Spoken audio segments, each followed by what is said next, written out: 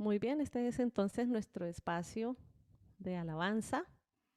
Vamos a invitarles para que con mucha disposición cantemos esta mañana a nuestro Dios. Hay muchas razones, a pesar de las circunstancias, que nos impulsan y nos invitan a vivir. Vamos a cantarlo. Entonces voy a pedir a Dieguito que nos ayude. Es el himno 235, La razón de vivir.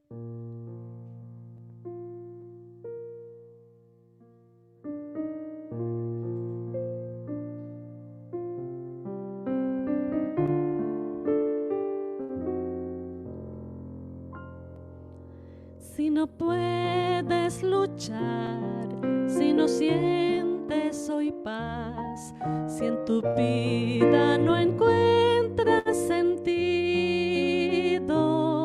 si todo lo que haces te parece sin motivo, si no ves una razón para existir, alguien hay que te ve, te conoce muy bien, alguien puede llenar tu vacío. Es Jesús, quiere caminar contigo, solo tú se lo puedes permitir. En Jesús encontré la razón de creer, la razón de vivir y ser feliz. Nada hay, nada existe, nada llenará tu ser como Jesús, tu amigo y Salvador. Hoy yo puedo confiar y mi vida entregar. Hoy yo puedo hallar el camino. Es Jesús quien a salvarme vino.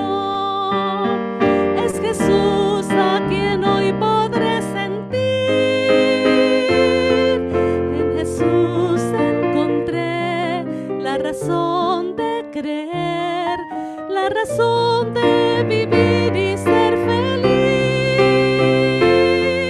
Nada hay, nada existe, nada llenará tu ser como Jesús, tu amigo y Salvador. Mi buen Jesús, te doy mi corazón. Amén. Qué himno tan precioso, ¿verdad? Solo en Jesús podemos encontrar esa paz, la razón de vivir. Qué precioso. Muy bien, cantemos entonces Cuando el cielo y sus estrellas te hablan del amor de Dios. Jesús es mi vida.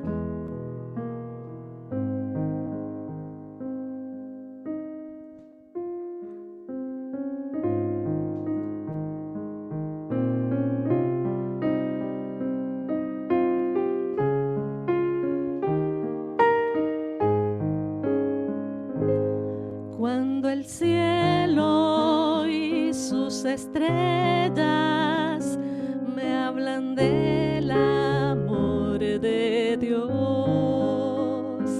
y las flores al abrirse buscan el calor del sol, pienso en ese amor eterno, cuidado a todos da, me inspira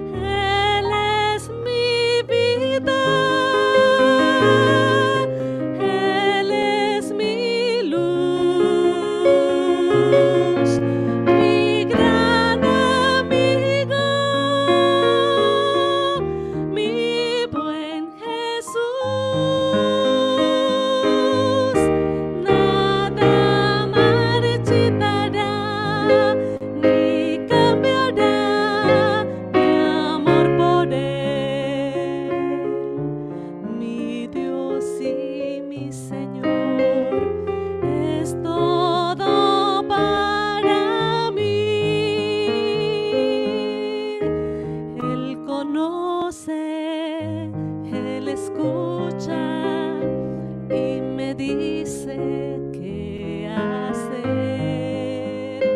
Él comparte mis momentos, sabe cómo y por qué es. Él me guía a cada paso, me da siempre lo mejor. Y aunque a veces no comprendo, me consuela con su amor. Él es mi vida, Él es mi luz, mi gran amigo, mi buen Jesús. Nada marchitará ni cambiará mi amor por Él, mi Dios y mi Señor. Es todo para mí.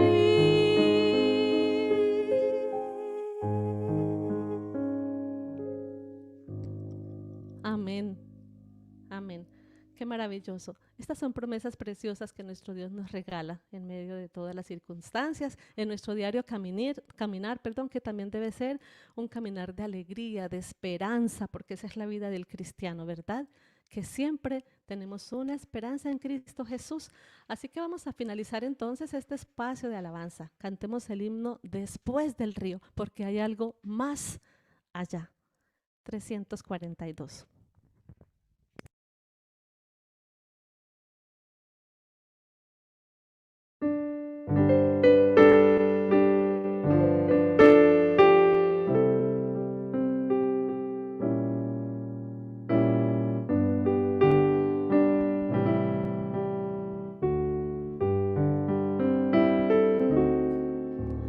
He oído de una tierra hermosa y soñada, un lugar en donde la alegría es total. Con mis ojos la diviso no muy distante, mis oídos ya escuchando música están. Cansadora es la vida aquí de este lado, y mis brazos casi ya no pueden remar. Agotados y heridos por tantos días, necesito encontrar el puerto de amor. Después del río existe un lugar para mí. Después del río existe paz. Después del río habrá felicidades sin fin. Con mi Jesús voy a morar. He soñado con aquellas bellas moradas que ninguno ha visto en este mundo jamás,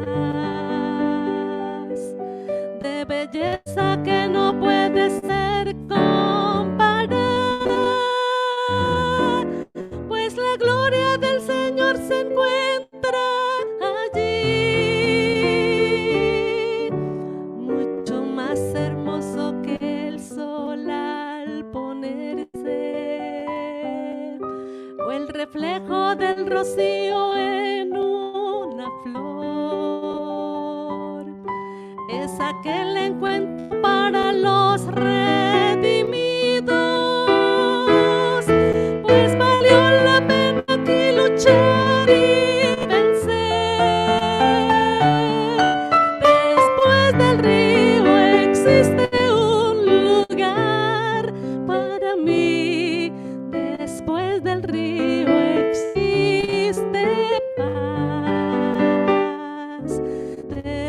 del río habrá felicidades sin fin. Con mi Jesús voy a morar. Amén. Que esta esperanza nos mantenga y sostenga nuestras vidas hasta el final. Dios les bendiga.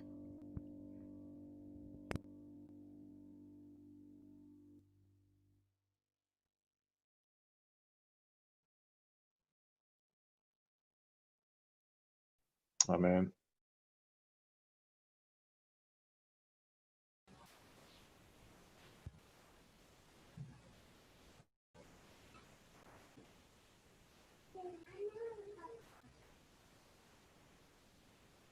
Bien, muy buenos días para todos. ¿Cómo me escuchan? Primeramente.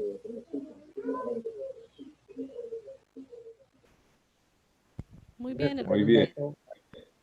Buenos días, bien, ¿me escuchamos bien? Ok, bueno, denme un segundo, yo hago aquí unos pequeños ajustes.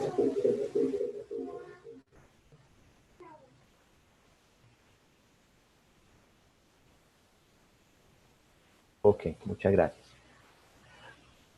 Bueno, quiero darles a todos la bienvenida en esta mañana, que nos reunimos en este sábado para poder compartir, para poder también recibir la bendición del cielo a través de las palabras, a través de la alabanza, a través del estudio también, en medio de todo el día.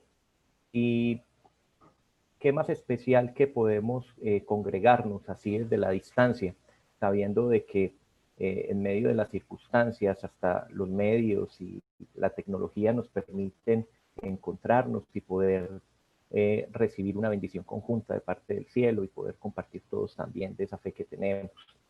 En esta mañana, el tema que el Señor ha puesto en mi corazón ha sido algo especial, porque antes que nada ha sido un llamado de atención a mí mismo, y ese llamado de atención a mí mismo me ha llevado a reflexionar mucho con respecto al tema de hoy. Yo quiero compartirles en este momento, compartirles mi pantalla, en un segundo.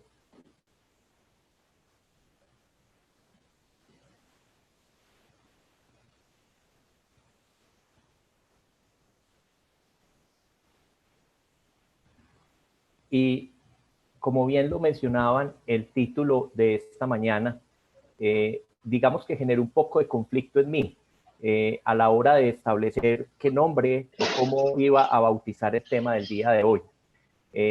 Traté de encontrar de alguna manera una forma de llamarlo un poco más suavizado, algo que nos permitiera de alguna manera no sentir el nombre tan fuerte como está escrito. Y creo que lo único que pudo mitigar un poco esa fuerza del título, pues fueron los signos de interrogación. El odio que seremos. Y ustedes se preguntarán, pero ¿por qué el odio? O sea, ¿por qué nos estamos refiriendo a este aspecto o a esta característica de los sentimientos del ser humano? Y es porque el Señor me ha impresionado bastante con respecto a este aspecto. De pronto algunos pensarán que el odio no hace parte de su vida, algunos pensarán que están muy lejos de experimentar este tipo de sentimiento, que de pronto lo tienen anulado completamente de su ser. Y eso mismo pensaba yo hasta que empecé a indagar un poco más a fondo y entender un poco más lo que soy yo como humano, como hijo de Dios, como persona que habita este mundo. Y por eso no encontré otra forma distinta de llamarlo, porque considero que es un llamado, es una alerta, es un aviso de algo que está pasando en nuestro mundo y que de alguna manera está empezando a ganar terreno más que las cosas que debiéramos de fomentar para el bien de cada uno de nosotros. Entonces, antes de empezar, quisiera que allí donde estemos oremos, pongamos en manos del Señor este tema, que Él dirija, Él ponga frente a nosotros impresione a través de su espíritu nuestra mente y nuestro corazón, y que podamos recibir de Él una bendición especial, sobre todo para beneficio de cada uno de nosotros, allí donde estemos. Entonces cerremos nuestros ojos y vamos a orar. Bendito Señor y Padre amado, a ti sea la honra y la gloria, Señor, por siempre, porque sabemos la grandeza que proviene de ti, el poder ilimitado, Señor, que tú tienes sobre cada uno de nosotros. Y sabemos que ese poder ilimitado siempre lo usas en beneficio de cada uno de nosotros, Señor, independiente de nuestro ser, de nuestra condición. Tu amor es mucho más grande, Padre Santo, y por eso bendices nuestras vidas, Señor. Gracias porque hemos visto tu mano cuidando de nosotros. Sabemos que no nos libramos de las dificultades, sabemos que podemos pasar por momentos duros, momentos difíciles, pero sabemos, Señor, que con la confianza permanente en ti saldremos victoriosos, Señor. En esta mañana queremos poner delante de ti nuestras vidas, poner delante de ti nuestros corazones y nuestra mente para que tú los llenes, Señor, con tu santa bendición, y que podamos recibir de ti palabras de vida, palabras, Señor, que alimenten, Señor, nuestro ser y que nos ayuden a ser mucho más cercanos al carácter que tú reflejaste a través de tu Hijo Jesús. Te pedimos tu bendición, Señor, que podamos olvidar, Señor, el yo de cada uno de nosotros y podamos, Padre Santo, vernos plenamente como somos para poder recibir de ti la bendición de la transformación del Espíritu. Te pedimos tu bendición, Señor, y rogamos que tu compañía en este momento. Te damos el derecho legal sobre nuestras vidas y este espacio para que tú lo dirijas, Señor. En el nombre de Jesús. Amén. Muy bien. En este momento estamos viendo una imagen. Esa imagen es de una isla que queda en África. Una isla que queda en África se llama la isla Robben. Esa isla Robben, que queda en África, tiene una historia muy particular. De pronto, para quienes nunca han oído hablar de ella, voy a tratar de contarles un poco qué representa esta isla. En principio, hace muchísimos años, pues era una isla habitada por nativos. Miren que la isla no es una isla muy grande, es una isla muy pequeña. Los nativos que vivían ahí, pues se alimentaban y se sostenían de la pesca y de lo poco que podían sembrar. Pero pasando las décadas y la ocupación de los territorios, las personas de este lugar, o por lo menos de África, o que habitan este sector de África, decidieron volver la isla Robben un leprosario, un lugar donde mandaban los leprosos, apartaban a los leprosos de la sociedad y los dejaban en esta isla. Entonces uno empieza a identificar cierta particularidad del uso de ese espacio a través del tiempo. Pasados los años, después de ser una isla para leprosos, se convirtió en una zona o un lugar donde recluían a las personas con enfermedades mentales, como un sanatorio. Y allí llevaban a las personas que tenían ese tipo de condición. Pero pasados más aún los años, pues el potencial de la isla, bajo la utilización que había tenido, terminó de alguna manera siendo utilizada como una isla prisión. Es decir, crearon una cárcel en ese lugar y allí era donde llevaban los prisioneros condenados y los dejaban aparte de la población o de la sociedad. Cuando oímos esto de esta isla, pues digamos que el elemento que hace especial o que uno recuerda con mayor, digamos, significancia de este lugar es el tema de la prisión, y es porque en este lugar estuvo encerrado una persona muy conocida a nivel mundial. Allí fue donde recluyeron a Nelson Mandela. Y Nelson Mandela estuvo en la isla de Robben alrededor de 27 años que estuvo en prisión. Cuando uno ve el tiempo que Nelson Mandela estuvo en prisión, 27 años, uno podría pensar que es mucho o poco tiempo. Yo creo que aquí hay personas conectadas que tienen 27 años o rondan los 27 años. Yo creo que en 27 años es mucho lo que ustedes en su vida han experimentado y han logrado. Y realmente fue un periodo de tiempo perdido para este líder. Nelson Mandela pues fue condenado porque en su país, Sudáfrica, él era un líder político, un líder que tenía unos pensamientos de libertad frente a una cultura de apartheid que se daba en Sudáfrica. Y como negros no tenían los suficientes derechos y condiciones igualitarias que los blancos, él empezó a procurar que se les dieran las mismas condiciones. Pero en esa época, la sociedad o el apartheid consideraban que su sociedad, sus creencias como sociedad, sus creencias ideológicas eran las reales, eran digamos, las razonables, las que realmente se deberían de alguna manera defender y promulgar. Y debido a eso, a este hombre lo condenaron a cárcel muchísimos años, y después de que muchos líderes mundiales y países en todo el mundo, una vez se finalizó el apartheid, rogaron para que liberaran a Nelson Mandela, y posteriormente logró ser presidente de Sudáfrica y un líder político relevante. Pero ¿a qué voy con este tema de Nelson Mandela y por qué lo traigo a colación? Porque este es un hombre que sufrió las consecuencias de lo que uno llamaría en la sociedad conceptos o morales propias de los individuos. Y ustedes me preguntarán, pero ¿cómo así? No entiendo esto.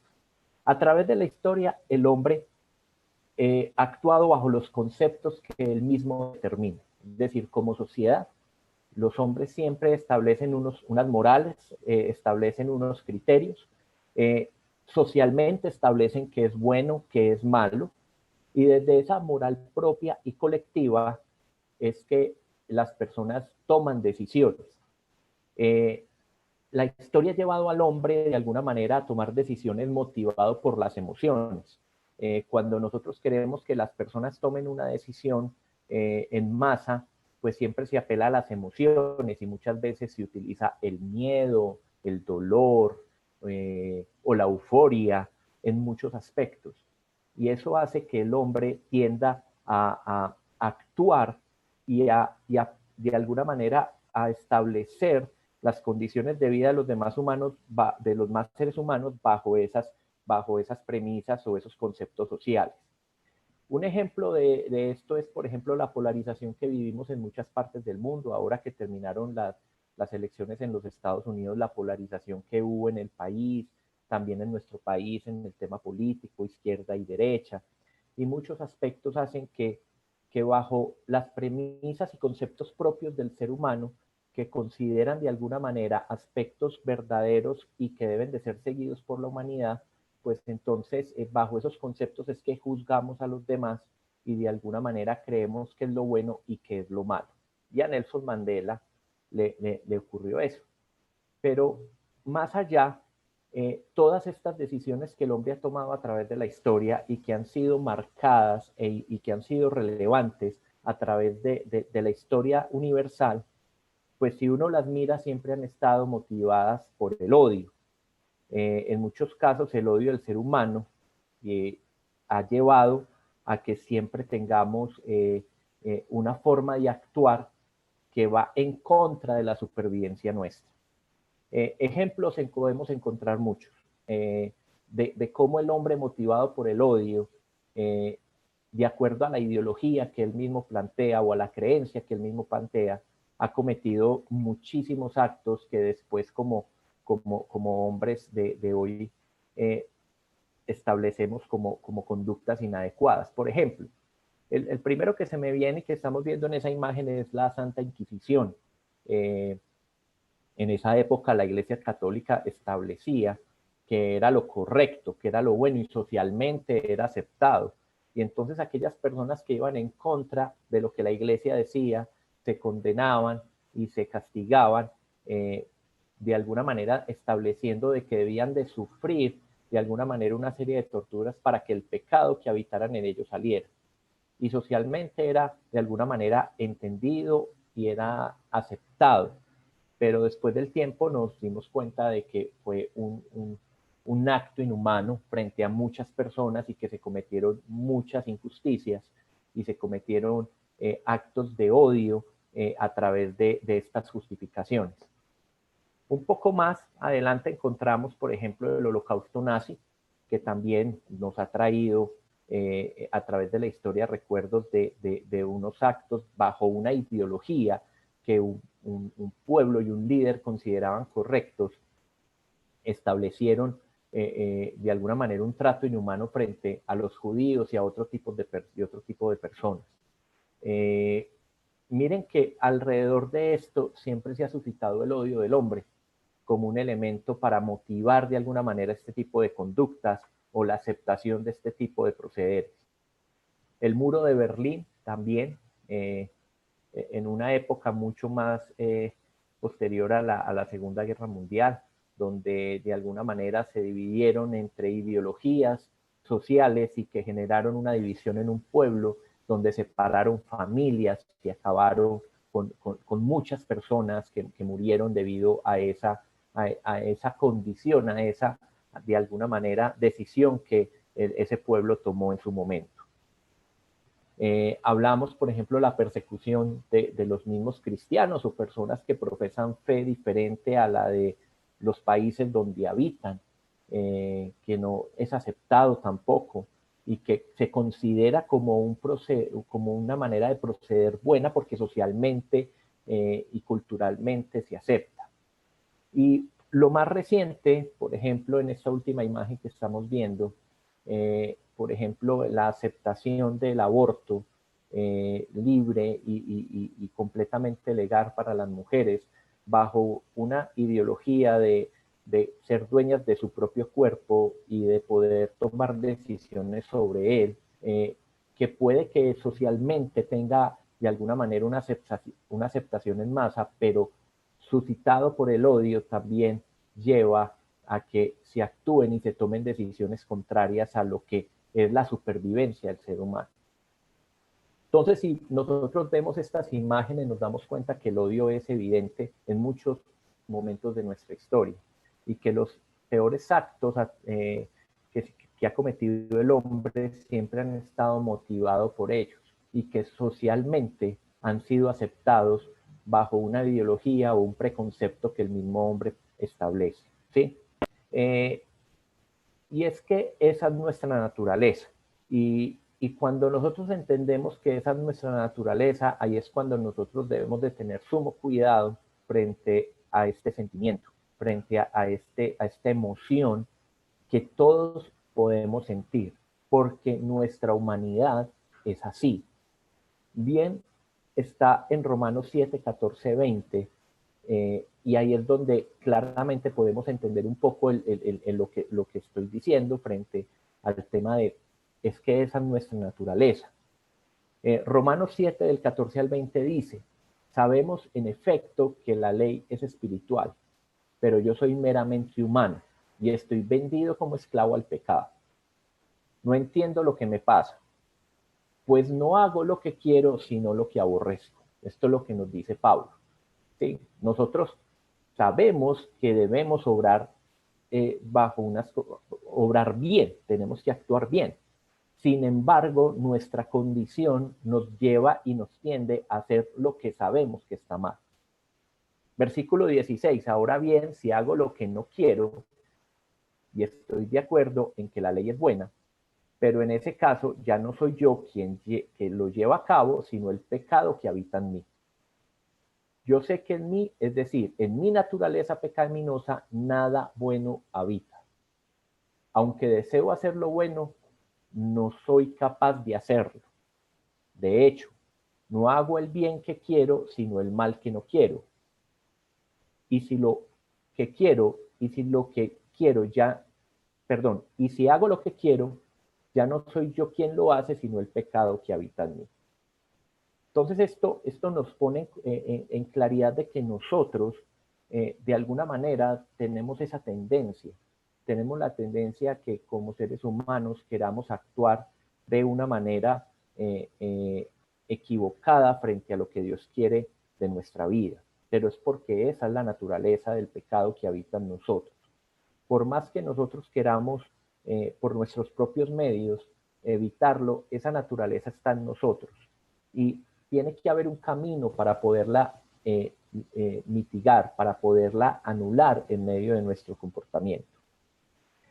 A veces como cristianos podemos asumir que este tipo de comportamiento no nos involucran por lo que creemos, por lo que profesamos, que por pertenecer a una comunidad, a una denominación en particular, o a una creencia, o porque tenemos una fe arraigada en algo en particular, estamos fuera o exentos de esa situación de odio. Pero la verdad es que hay más orgullo en ese pensamiento de creer que estamos exentos del hecho de defender alguna creencia o una posición particular. Y lo sé porque el Señor a través de su palabra, Él nos ha dado un mandato. Y cuando yo leí este mandato, es cuando realmente me di cuenta que algo no está bien. Algo no está bien porque el Señor me está pidiendo hacer algo que para mí hoy en día es muy difícil. Es muy difícil de hacer. Este mandato lo encontramos en el libro de Mateo, capítulo 5, versículos 43 y 48. Y que de alguna manera nos lleva a entender hasta dónde nosotros debemos obedecer dentro de lo bueno y lo malo. Dice, ustedes han oído que se dijo, y aquí viene esta parte. Ama a tu prójimo y odia a tu enemigo. Pero yo les digo, amen a sus enemigos y oren por quienes los persiguen, para que sean hijos de su Padre que está en el cielo. Él hace que salga el sol sobre malos y buenos y que llueva sobre justos e injustos. Si ustedes aman solamente a quienes los aman, ¿qué recompensa recibirán? Y el Señor en el versículo 44 nos dicen que amemos a nuestros enemigos. Y cuando yo leo siempre este texto, que no es desconocido para mí y que muchos de ustedes conocen, no sé hasta dónde nosotros hemos podido o hemos sido capaces de amar a nuestros enemigos, con todo lo que representa el amor o todo lo que representa esa palabra amar. Dice el versículo 46 continuando, ¿acaso no hacen esto a esto los recaudadores de impuestos? Y si saludan a sus hermanos solamente, ¿qué demás hacen ustedes? ¿Acaso no hacen esto hasta los gentiles? Por tanto, sean perfectos, así como su Padre Celestial es perfecto. Y entonces al leer este texto hay un conflicto en mí, hay un conflicto con mi naturaleza, porque Pablo menciona, y parece ser que el yo, es decir, el yo egoísta, no puede con esta posición. Es decir, mi yo no puede de alguna manera aceptar el hecho de que tenga que amar a quienes me hacen daño. El egoísmo, mi orgullo, me impide aceptar que tengo que amar a mis enemigos, aquellos que me han hecho sufrir o aquellos que están en contra de lo que mi humanidad representa. Yo los tengo que amar y para mí es difícil poder llegar hasta ese punto. Entonces esto lo que hace es que nos sintamos heridos en nuestro orgullo y pensando pues cómo es posible que yo, que me considero cristiano, no puedo evitar ese sentimiento. Es decir, yo como cristiano y que me digo ser cristiano, ¿cómo es que yo no puedo anular ese sentimiento de odio, de rencor hacia quienes me han hecho daño? Es muy difícil. Personalmente para mí es difícil. No sé si para ustedes o pueda ser mucho más fácil que para mí, pero pienso que es una lucha que en esta humanidad todos de alguna manera la enfrentan. ¿Cómo amar a quienes nos dan? Y esto me lleva a pensar si realmente estoy siendo transformado por el Espíritu de Dios. Porque la única forma en que yo puedo cambiar ese sentimiento tiene que ser porque el Espíritu de Dios está obrando en mí. Hasta dónde el Espíritu de Dios me está llevando a alcanzar ese nivel de amor que puedo llegar a amar hasta mis enemigos. Pero la verdad es que por más que yo me esfuerce, por más que yo lo haga, por más que yo lo intente, por mis propios esfuerzos, yo no voy a poder conseguir ese sentimiento de amor hacia el otro. Es decir, por mis propias fuerzas, por un cambio de conducta personal que yo haga por una convicción propia, es muy difícil que ese cambio se dé, porque yo no soy capaz de someter mi naturaleza. Esa capacidad yo no la tengo.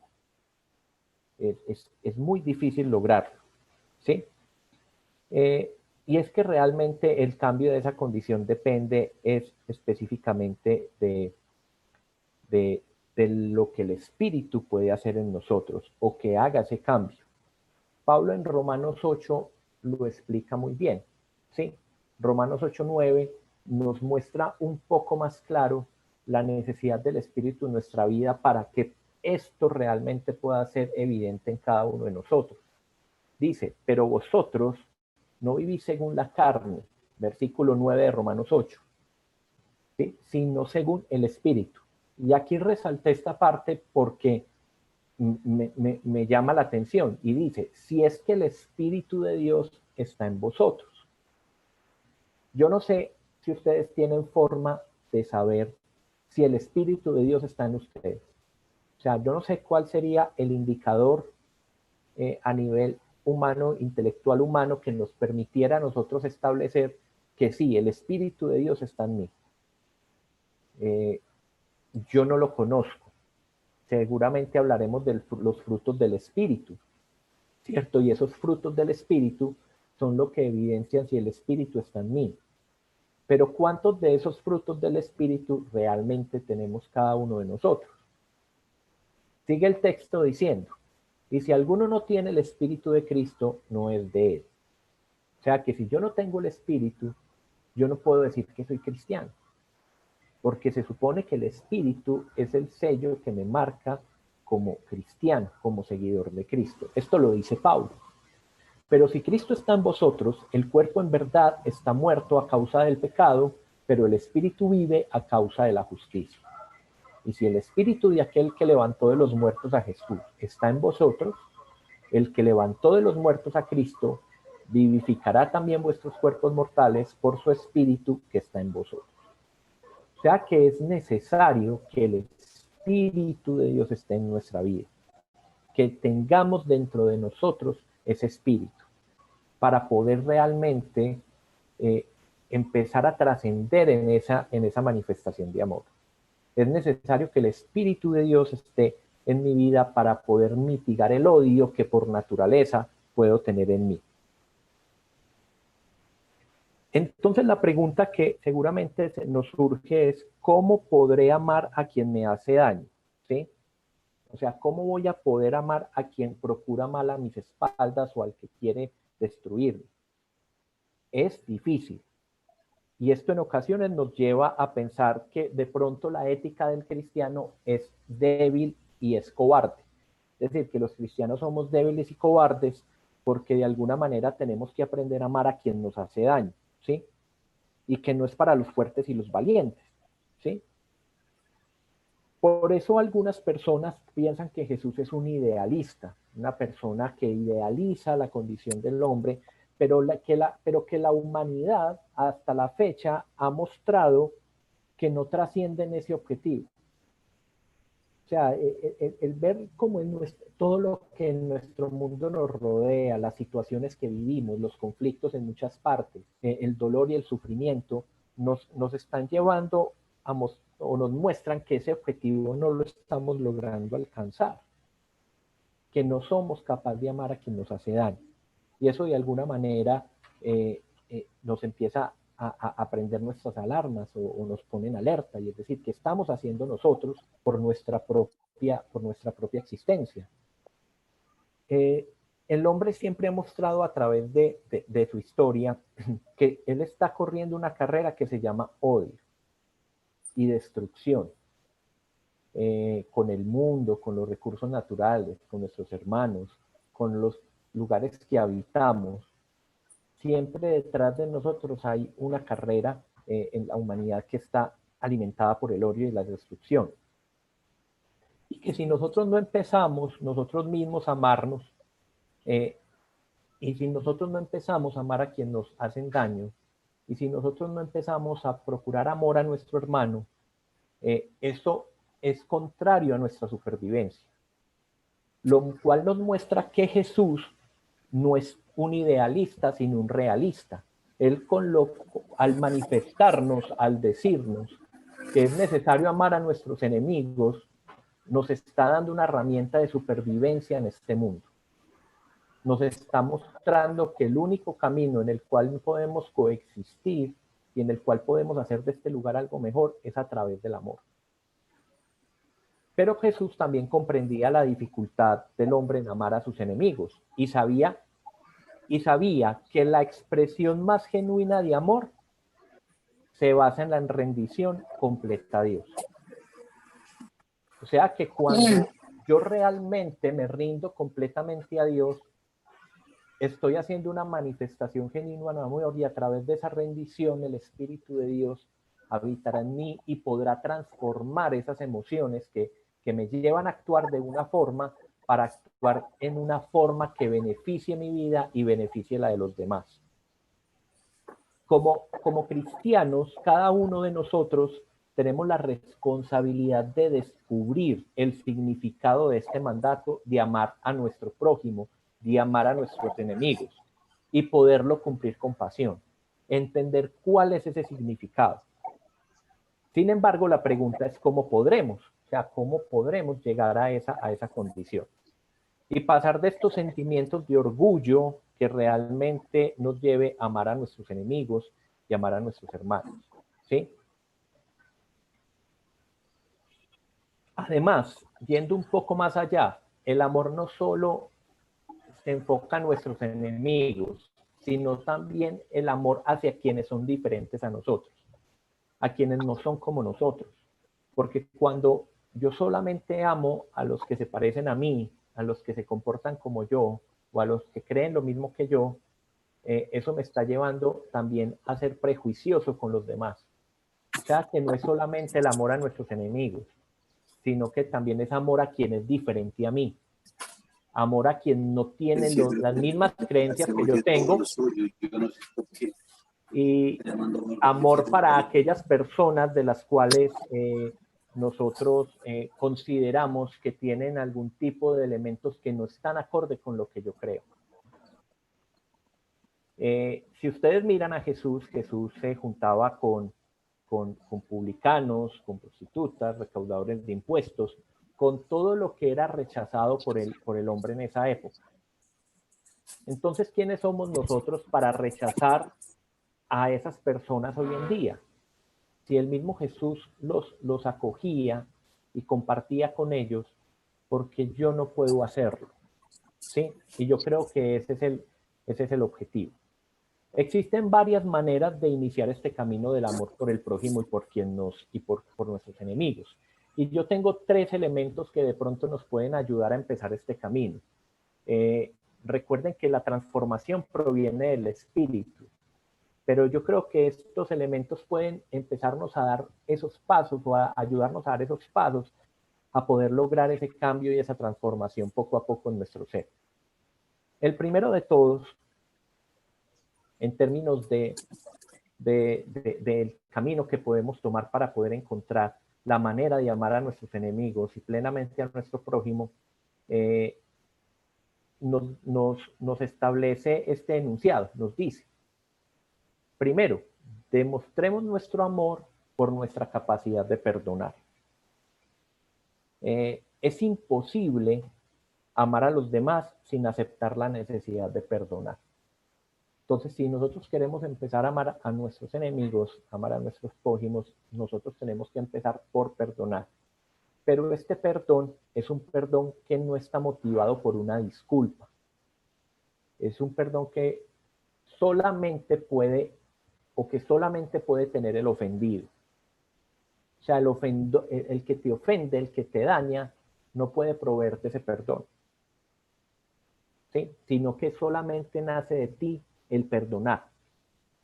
Y empezar a perdonar aquellas cosas o aquellas personas que nos han hecho daño, o empezar a perdonar a aquella persona que es diferente a mí por lo que hace o por lo que es el primer camino de esa capacidad de poder amar. Uno no puede esperar el arrepentimiento del otro para otorgar el perdón. Ustedes se imaginan si Dios estuviera esperando que nosotros nos arrepintiéramos para otorgarnos el perdón. ¿Cuántos de nosotros realmente seríamos perdonados? Yo creo que ninguno. Porque el arrepentimiento es un proceso.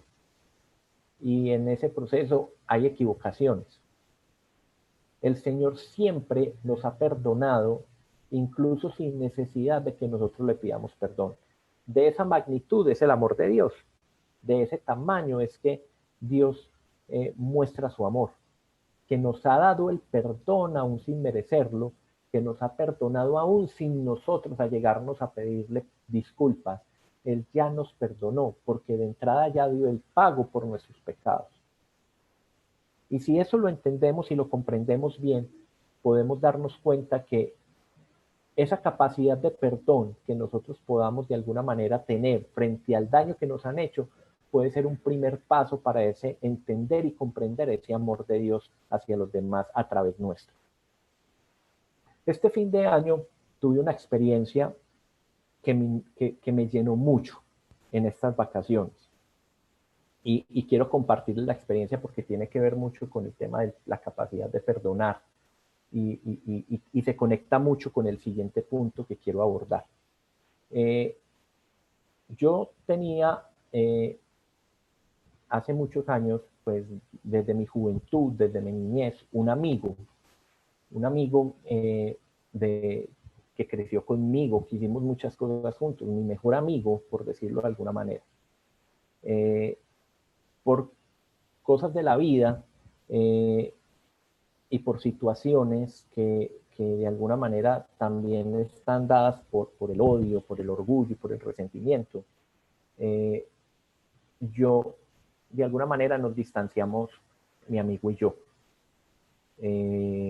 Después de muchos años de amistad, una situación donde ganó el orgullo, donde ganó el resentimiento, donde ganó el juzgar al otro por lo que hizo, nos distanció completamente. Hasta el punto en que nunca más volvimos a hablar, nunca más nos volvimos a contactar.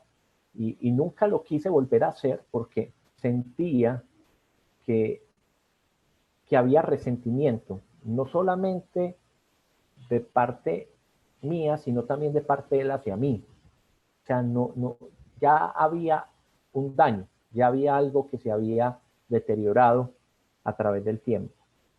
Y resulta que en estas vacaciones volví a mi ciudad natal, a Manizales, a pasar unos días. Y una noche saliendo a comer con mi familia, esperando que nos permitieran entrar al sitio para poder disfrutar pues, de la comida, a lo lejos estaba sentada una persona y mi hermana me toca y me dice, mira quién está ya sentado. Y allá sentado estaba mi amigo. Mi amigo se llama Oscar. Estaba sentado Oscar allá al fondo. Yo lo vi y a mí me dio como de todo, como susto, como emoción, como ¿qué hago?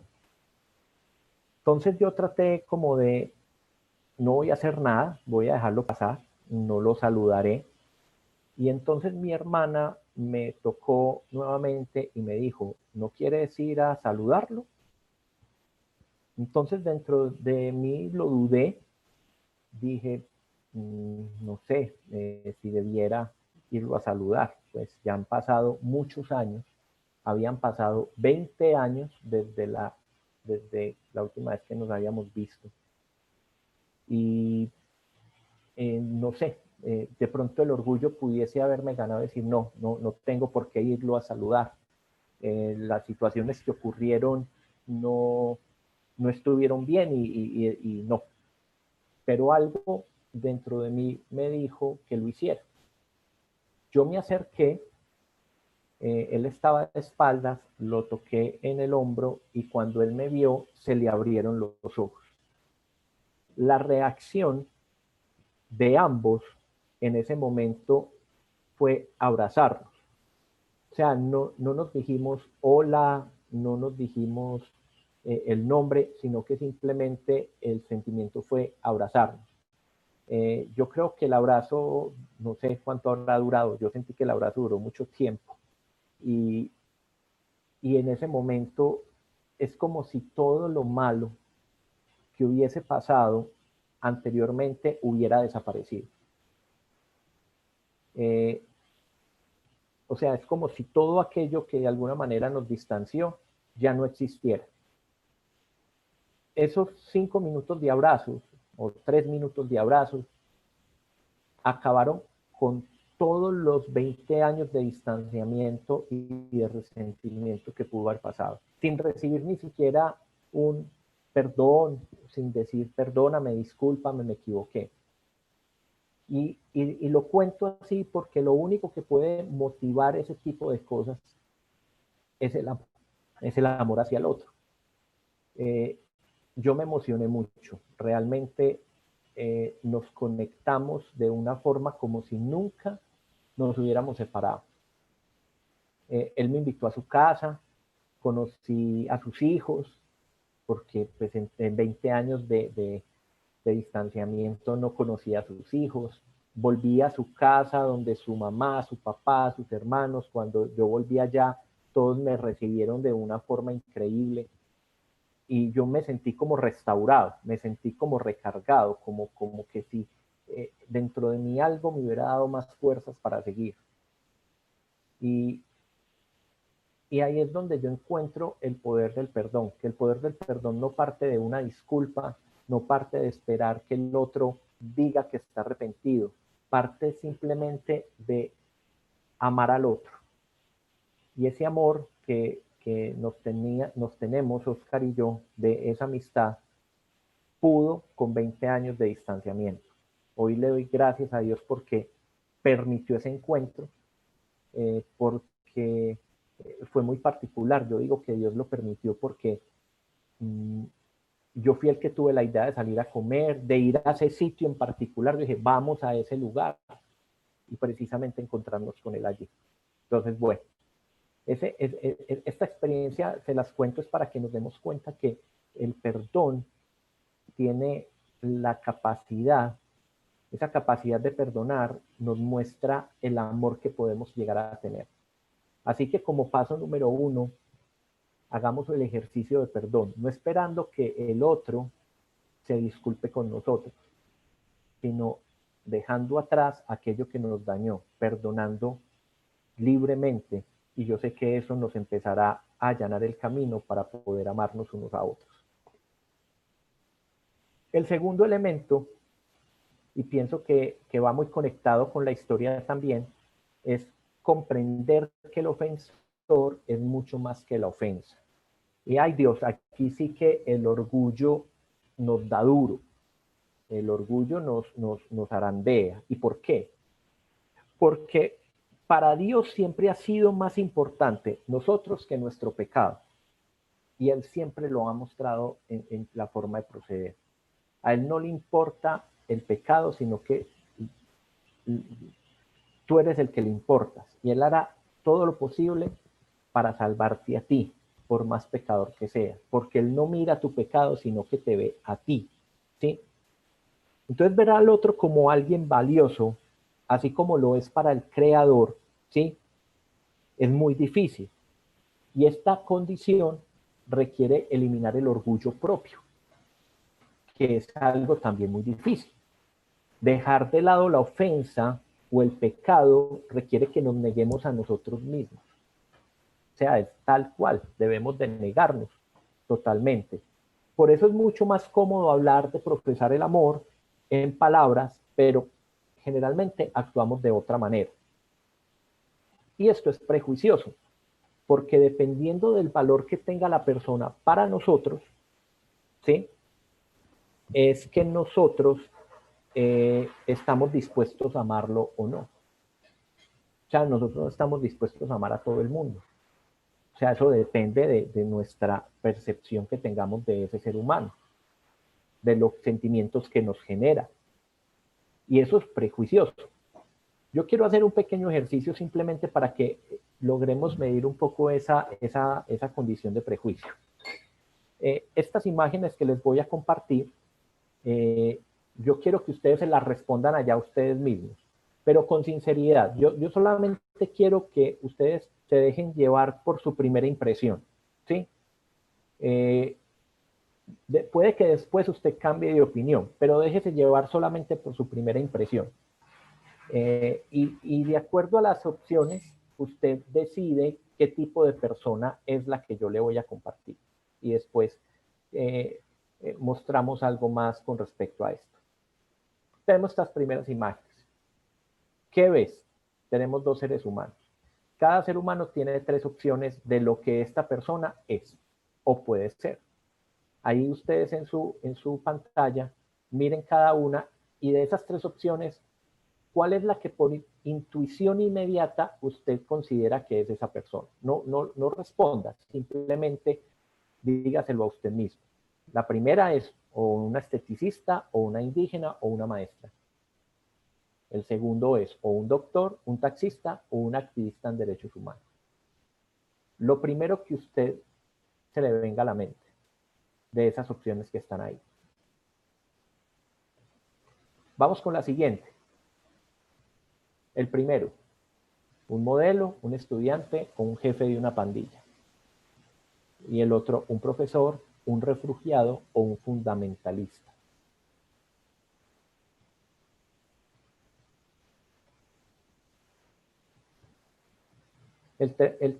La tercera imagen. Primero, un actor, un agricultor o un gitano.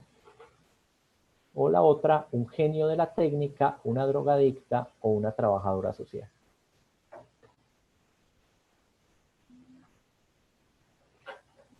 Y por último, estas dos personas. Un atleta, un enfermero, un vendedor de drogas. O un economista, una víctima de la trata o un inmigrante.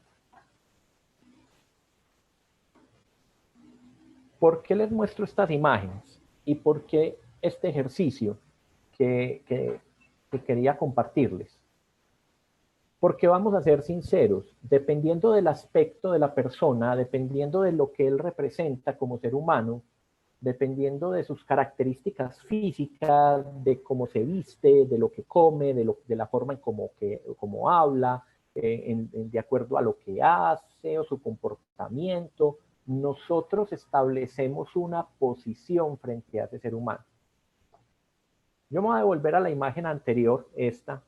Por ejemplo, si yo veo en la primera imagen donde me preguntan si es un actor, un agricultor, un gitano, es muy probable que la gran mayoría tienda a pensar o que es un agricultor o que es un gitano.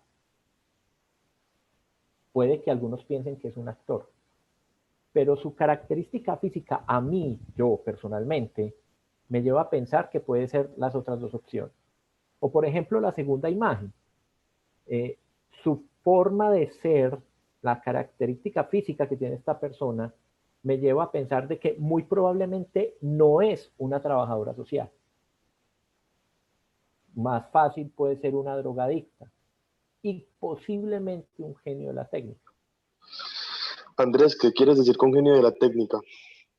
Una persona, por ejemplo, con una capacidad para, por ejemplo, la informática, para todo ese tipo de cosas, o para alguna técnica en especial, o sea, un genio en algo o en un arte en particular. Ok, gracias. Entonces miren que aún así nosotros tenemos una condición que nos lleva a ver al otro de acuerdo a lo que nosotros, esas sensaciones que percibimos de la otra persona nos llevan a aceptar o no si la amamos o no la amamos. O sea, hasta dónde nosotros tenemos esa capacidad. Y este ejercicio nos muestra que realmente es muy necesario empezar a dejar los prejuicios atrás, empezar a dejar de ver el pecado, a dejar de ver la ofensa, a dejar de ver aquello que nosotros creemos que es lo que está mal y empezar a ver al ser en sí.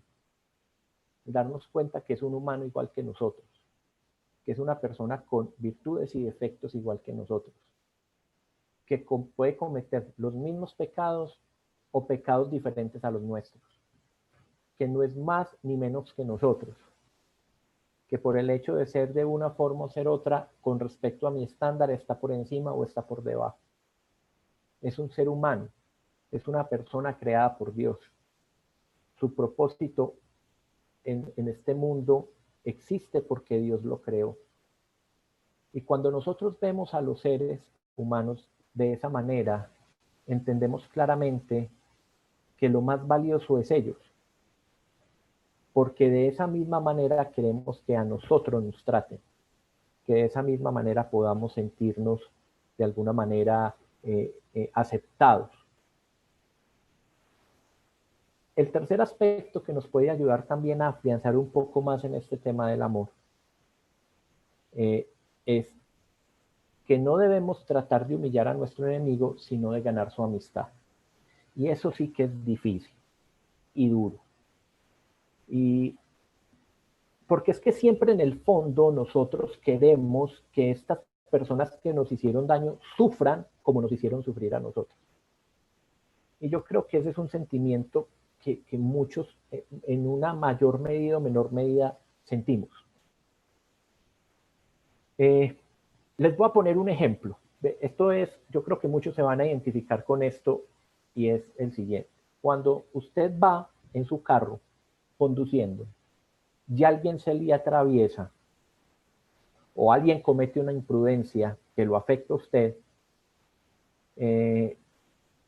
uno siempre o generalmente actúa con enojo. Yo no sé por qué, esto es un tema ya más de la psicología, pero yo no entiendo por qué uno parece que cuando se montara en el carro se transformara en otro ser. A veces uno es más agresivo, uno es más impetuoso, o sea, hay unas características que cambian.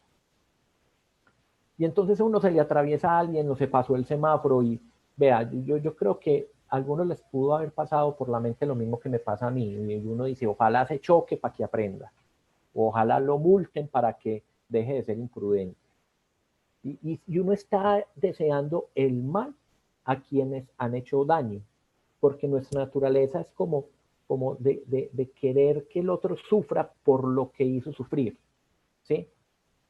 Otro ejemplo, uno lo ve mucho en redes sociales cuando capturan a un ladrón, alguien le robó a otro, y lo capturan, y todo se va a la turba y lo golpean y lo patean y le hacen de todo y le dicen ladrón y lo cogen a golpes. Uno a veces siente como ese fresquito de que tuvo su merecido. Y ustedes imaginan que la justicia o que nosotros pudiéramos llevar la justicia por nuestras propias manos, de que nosotros tuviéramos el poder, y algunos lo tienen, de tomar justicia por sí mismos. Yo creo que si a nosotros nos dan la posibilidad de impartir justicia por nuestras propias manos, nosotros no aplicaríamos justicia, sino que nosotros lo volveríamos venganza. Entonces, con este ejemplo, lo que les estoy mostrando es que miren que nuestro mundo está rodeado de odio. Por eso el título del tema, el odio que seremos. O sea, hasta dónde nosotros estamos con nuestro comportamiento, con nuestra actitud, con nuestra forma de tratar al otro, a nuestros enemigos. ¿Cómo estamos nosotros alimentando esa masa de odio? ¿La estamos alimentando o realmente nuestra actitud es contraria de tal manera que la podamos mitigar? Mateo 18:23. En Mateo 18:23 encontramos la parábola del buen samaritano. Y en la parábola del buen samaritano, simplemente para recordarla, encontramos un hombre que es apedreado, que es golpeado y dejado en el camino.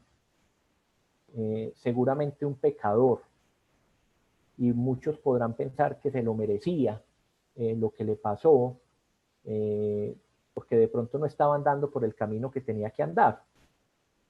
Y sin embargo, las personas que eran de alguna manera más representativas o que se consideraban más cercanas a Dios, nunca se acercaron a auxiliarlo.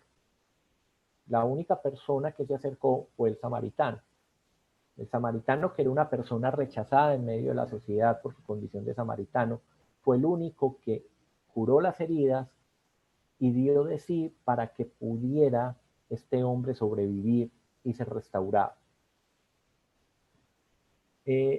Nosotros somos cristianos y como tal debiéramos actuar como el samaritano, pero a veces actuamos como el escriba o como el sacerdote, prejuiciando a los demás, alejándonos de los que tienen necesidad y solamente amando a los que consideramos que debieran ser amados por nosotros. Pagar con odio produce más odio. La rudeza multiplica la rudeza, la violencia multiplica la violencia. Cuando amamos a nuestros enemigos, estamos rompiendo con ese ciclo. Y somos nosotros quienes somos llamados a poder acabar con ese ciclo. Este mundo está lleno de odios por todas partes. Y a veces con pequeños actos inconscientes alimentamos ese odio. Con el rechazo al otro, con la indiferencia, con la antipatía, con la falta de sensibilidad frente al dolor, con muchas cosas. No nos dejemos llenar de odio. El odio ensucia el alma, distorsiona la personalidad de cada uno de nosotros. El odio causa corrupción hasta el punto en que podemos terminar a lo bueno llamándolo, a lo malo llamándolo bueno, diciéndole bello a lo grotesco o diciéndole verdad a lo que es falso. Y yo quiero compartirles una cita que no está en la Biblia, no está en un libro en particular, es la cita de una persona. Y antes de la cita, con esta imagen quiero que nos demos cuenta de algo. El odio es como un cáncer que nos corroe. Como humanidad nos daña. Y utilizaré una frase que en otras ocasiones he dicho: el orgullo es un veneno que uno se toma esperando que el otro muera.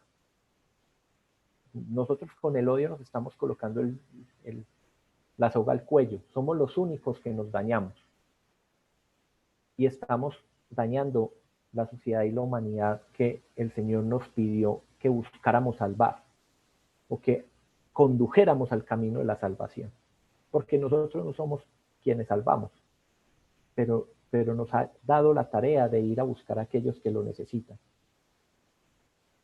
Esta es la cita, es de Martin Luther King. Dice: enfrentaremos su capacidad de hacernos daño con nuestra fuerza para amar. Enfrentaremos su fuerza física con nuestra fuerza espiritual. Desobedeceremos las leyes injustas porque nuestra conciencia nos obliga a luchar por la justicia.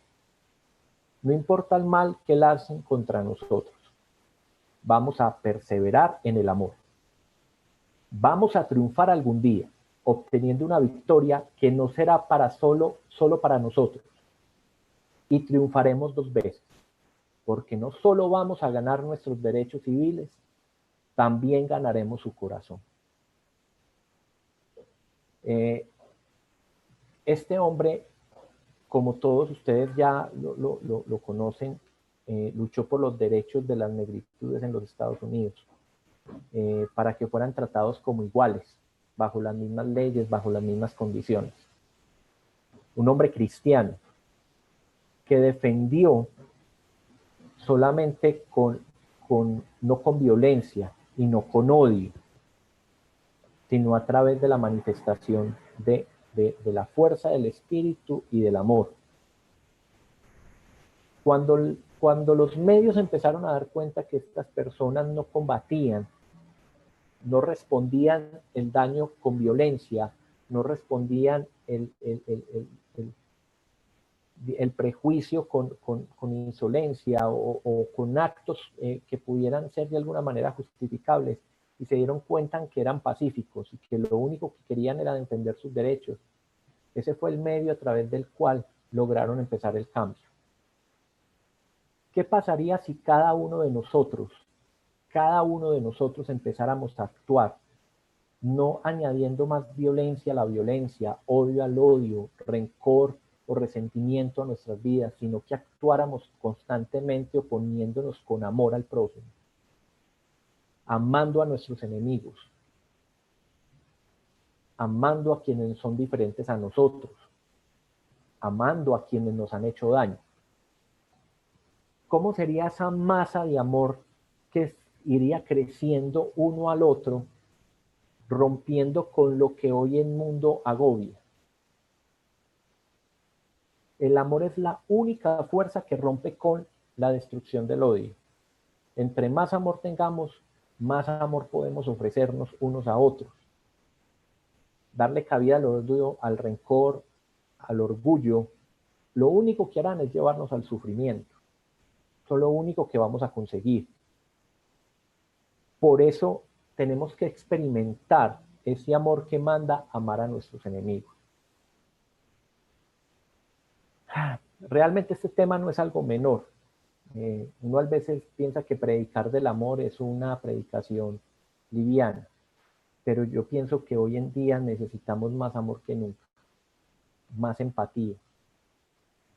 Ver alrededor del mundo cómo nos destruimos, cómo por las simples ideologías o por pensamientos distintos estamos acabándonos unos a otros, cómo la sociedad cada día se corrompe más, cómo nuestras juventudes crecen con pensamientos de viveza y de pasar por encima del otro, cómo se ha desmeritado el poder del amor en el ser humano, cómo ven al amor como un elemento débil.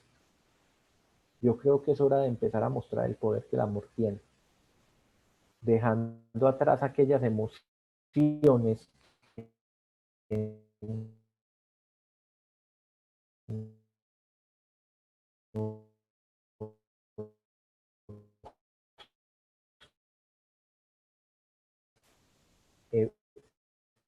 evitan que ese amor fluya en nosotros. Y no importa si no tiene audio, yo no, pero lo importante es que veamos el video y entendamos el mensaje que hay en él. Te los comparto.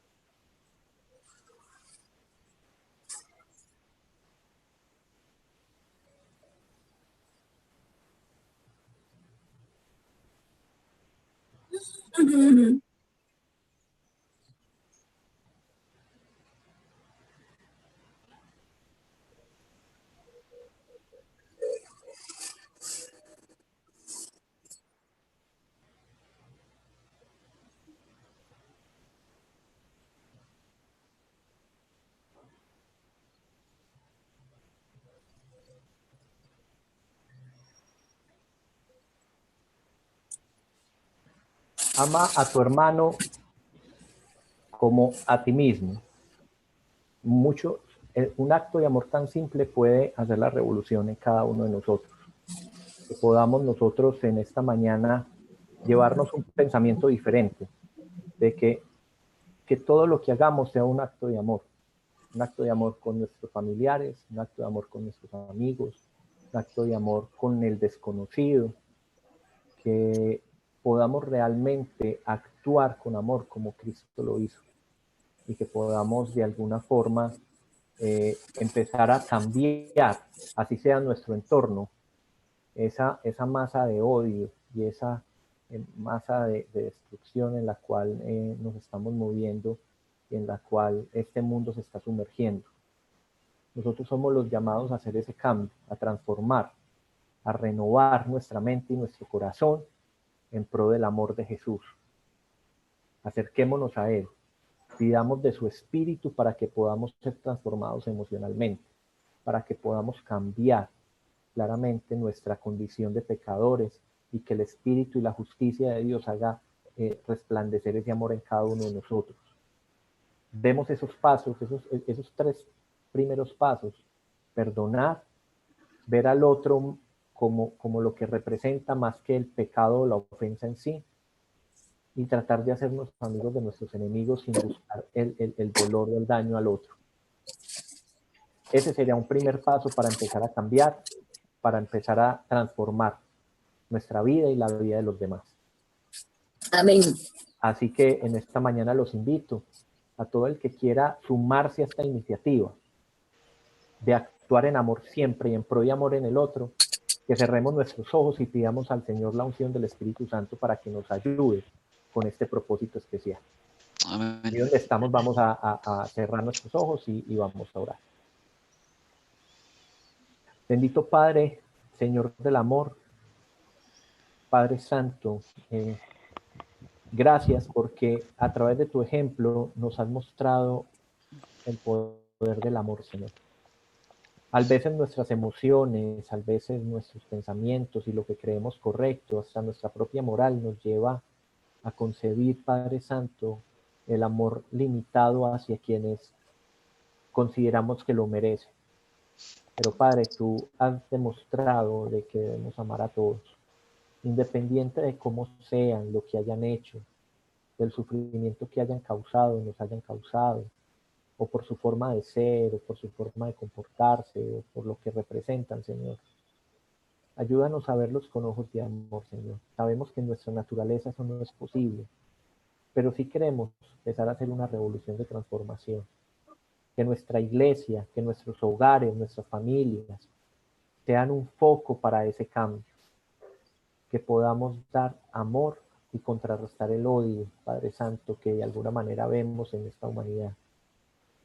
Ayúdanos a hacer esa luz, Padre Santo, que tú has considerado que seamos, para que a través de esa luz todos puedan verte reflejado a ti y puedan conocerte, Señor. Ayúdanos a vencer nuestras emociones de pecado, ayúdanos a vencer aquellas emociones que son contrarias al amor, ayúdanos a poder, Padre Santo, perdonar a quienes nos han dañado, a perdonar a quienes nos han hecho sufrir. Ayúdanos, Señor, a ver al ser como tu creación y más allá de la ofensa, ver al ser humano que hay detrás de ella. Ayúdanos, Señor, a alejar el resentimiento y el orgullo de nuestro corazón, a no desearle el mal o el pago de sus actos al otro. La justicia es tuya, Señor. Ayúdanos a amar como tú amaste al pecador. Ayúdanos a poder ser realmente un reflejo de tu amor en esta tierra. Te pedimos perdón porque sé que hemos actuado contrario a ese propósito, porque hemos obrado, Padre Santo, en ocasiones de una manera equivocada. Por esa razón, Señor, Te pedimos que deseches aquello y que nos ayudes, Señor, a seguir transformando nuestra vida y la de otros a través del amor que solo proviene de ti. Pedimos tu Santo Espíritu en nuestra vida, en nuestros hogares, en nuestra iglesia, para que tu Espíritu sea el que haga la obra en cada uno de nosotros. Te pedimos tu bendición, Señor, en esta mañana. Te rogamos, Padre Santo, que mores con nosotros. Todo esto lo pedimos no porque tengamos méritos algunos, Señor, sino por aquel que murió en la cruz por nuestros pecados, Cristo Jesús. Amén. Amén. Amén.